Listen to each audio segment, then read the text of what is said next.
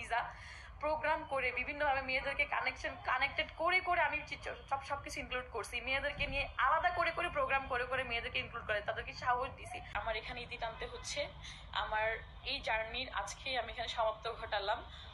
আমার ধারা আসলে আর পসিবল না। আপনারা আমি জাস্ট বুঝাইতে পারবো না যে চট্টগ্রামে এখন বর্তমানে কি চলছে, চট্টগ্রামে মেয়েদেরকে নিয়ে কতটা নোংরামি করা হয়, তাদেরকে ব্যক্তিগতভাবে কতটা অ্যাটাক করা হয়, তাদেরকে নিয়ে যে কোনো ধরনের বাজে ন্যারেটিভ তৈরি করে ফেলা হয়। সেগুলো কারা করে? আমাদের মানুষই করে। যেই ভাই ব্রাদারদের সাথে আমরা একসাথে উঠি বসি, যাদের সাথে আমরা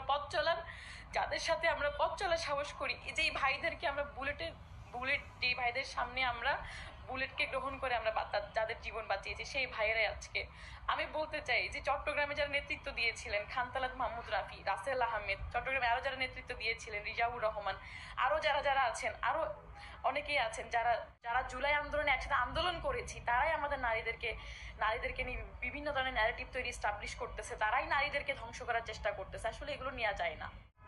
পলিটিক্সে এসে, এই পলিটিক্যাল সাইডে এসে, এই রাজনীতিতে এসে এমন কিছু নাই যে হারাই নাই।